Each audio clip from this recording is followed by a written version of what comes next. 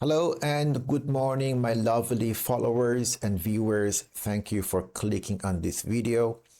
It is April 16 and we have another tape reading using Bollinger Bands, volume profile, fair value gaps, and volume. In this episode, we will be trading and tape reading Euro futures. It's the same as Euro dollar. First and foremost, we have to find and highlight our key levels, liquidities, and then we can decide what to expect next.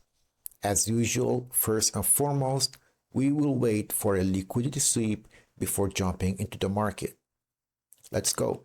The first liquidity zone that got my attention is this low at 1826, which has been tapped before the London session starts. Another liquidity that we have is at the highs, 1856. There it is. We have marked that on our chart as well. On this bull run, the market went all the way above the liquidity, which are here as equal highs. Let's have that on our chart as well. The market reversed, returned below 1842 and inverted this fair value gap. Now we have our zone. Currently we have equal lows and an inversion. We are below this fair value gap. Our first setup is to wait for the price to enter this gap and then see what the market would do and how it would react to this fair value gap. As you can see in the volume profile, it shows 1,000 contracts at 1834. So this area could be a double-edged sword, a threshold to push the price higher or a distribution to push the price lower. Value area high is right at inside this fair value gap, and value area low is slightly above this liquidity. At the lows, we also have somewhat relative equal lows. The price tapped into this area 1, 2, 3 times, making the liquidity below this level very thin. We had a bull run, an inversion, and based on the current structure, I do expect lower prices on euro. Looking at our cumulative volume delta, the cumulative volume delta made equal highs or almost near the highs. However, the price is far below the high. That means we have buyers in the market, but the passive sellers, they have been absorbing these positions. Logic is wait for the price to near the upper band of this Bollinger. So for now, we are waiting. I will update this video once the price enters our zone. Euro futures seems to be a bit slow. I brought up the Nasdaq chart. Nasdaq seems it has more volatility. So let's check Nasdaq. Maybe we can find an opportunity here. The cumulative volume delta, let's look at that. We have a bull run, volume and price. They are in tandem, they are synced. It shows that bulls are active and this breakout above these highs is legit. Point of control is at the highs with 346 contract. That's very low, and the value area low is at 26,417. As you can see, we are in a very big uptrend with a big volume coming to the market. This could provide a good opportunity to go long on Nasdaq. Let's go to 1 minute chart. At the 1 minute chart, we have equal high. This is a legit target. We have equal highs. The price tapped into the liquidity below this level. Also, it entered this portion of the chart, which is an order block. This is an order block because it resulted in Nasdaq to make a new high. The low of this candle is 456, which is almost 50% of this level. We also in the chart, in the cumulative volume delta, I see a massive buy volume coming to the market, also approved by this volume that I have at the lower portion of the chart. Let's make the cumulative volume delta slightly bigger. Alrighty, the price went slightly below the Bollinger Band, showing, yeah, it could be oversold for short term. Let's zoom in to see if we have more data. I do like to target these highs, perhaps the upper band of Bollinger, which is the value area high.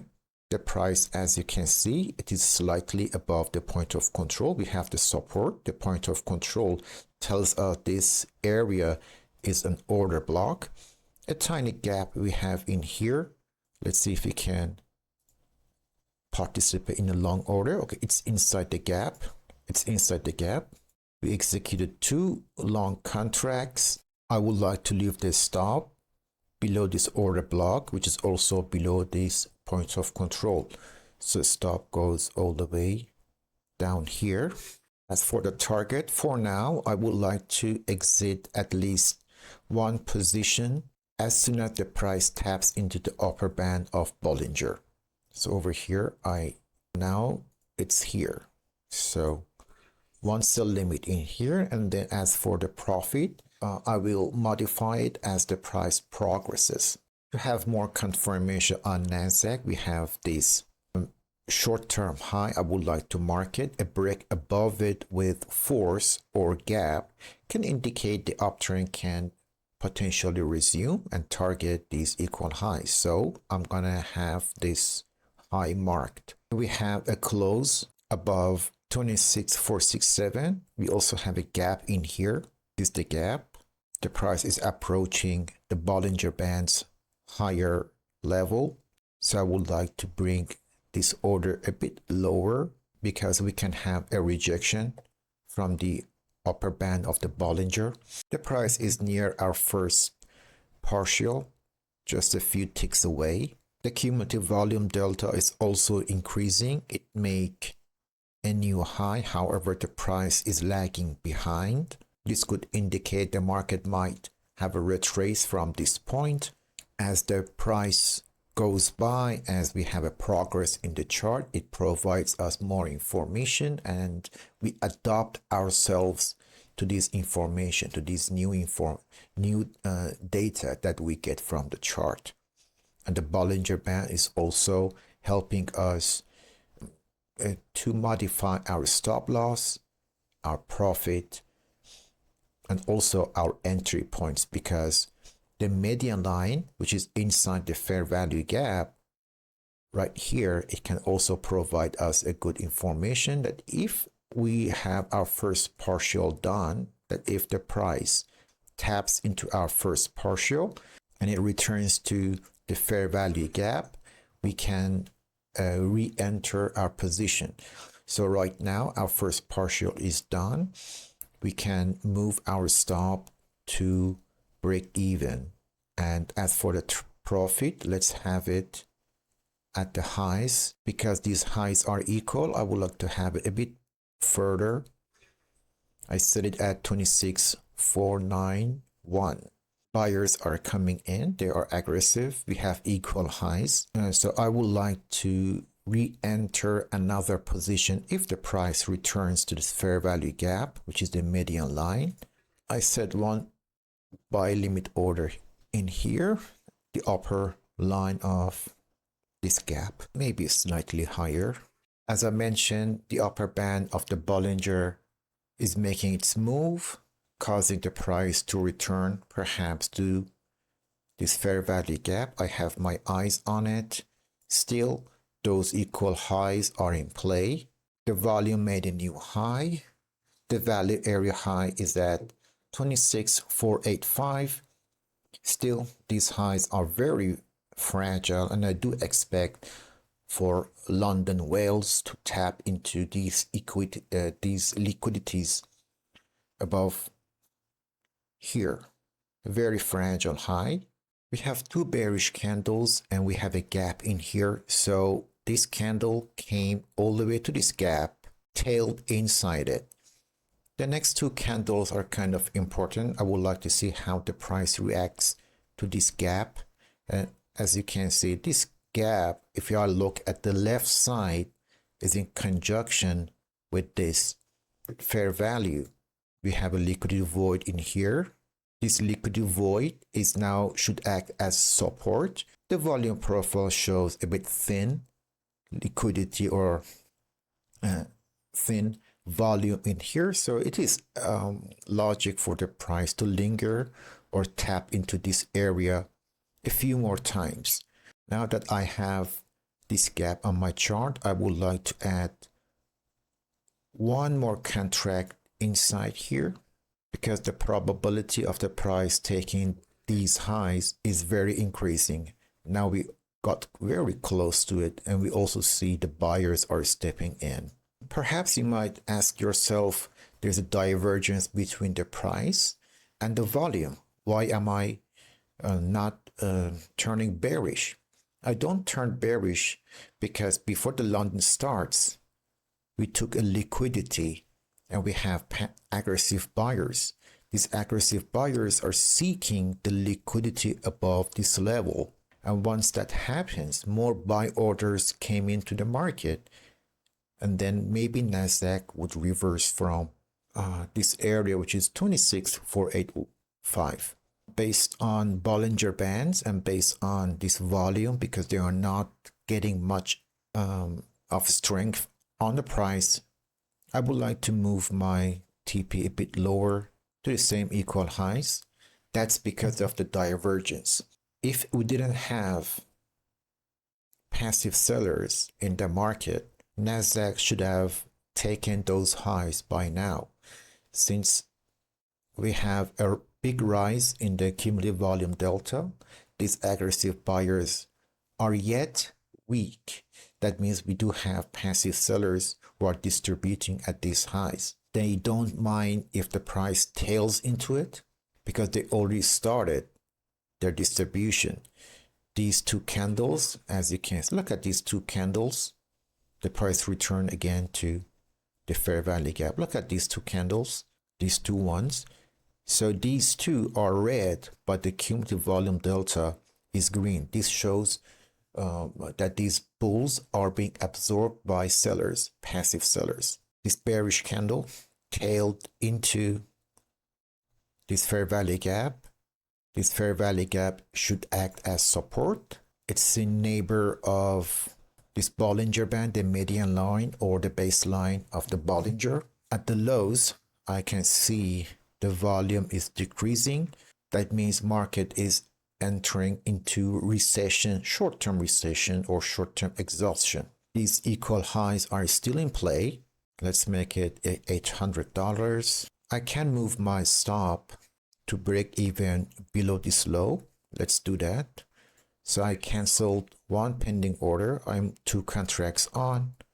Let's bring the stop slightly below this tail because the market can potentially again tap below this gap if it wants to rip higher.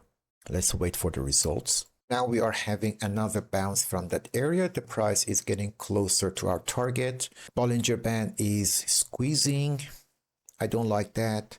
This means the market might enter into distribution phase and dip after we take that high because the cumulative volume delta is also going higher, but the price is consolidating. The price is lagging behind the cumulative volume delta. At the lows, at the volume, we also see lack of participants. That indicates exhaustion in the market. Another leg up, cumulative volume delta shows very bullish. Over here, we have a ton of buy orders coming in, but again, the price is failing to make a new high. But those equal highs are still in play because liquidity rests at the highs. If NASDAQ is planning to go lower based on the cumulative volume delta, we have passive sellers. And these passive sellers, they like to sell at premium. Premium in this range is above the equal highs, which is $26,486 in this case. Very close to the target. I would like to add one more buy order right at the bias line or the median line of the Bollinger Band. It should act as a strong support because it is also backed by the lower line. When Bollinger Band squeezes like this, and we have equal highs, there's a high probability that the price will take those equal highs. A very good strategy for scalping when we are near a target. Filled the third order, we are 3 contracts long. Shifted my average price to 26,470, value area high. One more push and we will be done with the day. Let's make this round to $1,000. Let's go. Once our target is hit, as usual, I will go through the strategy again. I will explain everything, why I took this trade, how does it work, and the concept behind it once our target is hit. So stay tuned until the end of the video. Yeah, the price is going higher. This is it. This is the candle that would take the highs. The volume is increasing, cumulative also increasing. The candle is strong. This is the one who would finally take our order. It's done. So let's go to review this trade. Allow me to delete these lines first. Here we are looking at NASDAQ 5-minute charts. First and foremost, we had these equal highs. The price at the London session dipped, took these liquidities, then entered this order block. This order block is in conjunction with these highs. So what it did was it returned back to the broken resistance. It went above it. I went to 1-minute chart. Here it returned above it.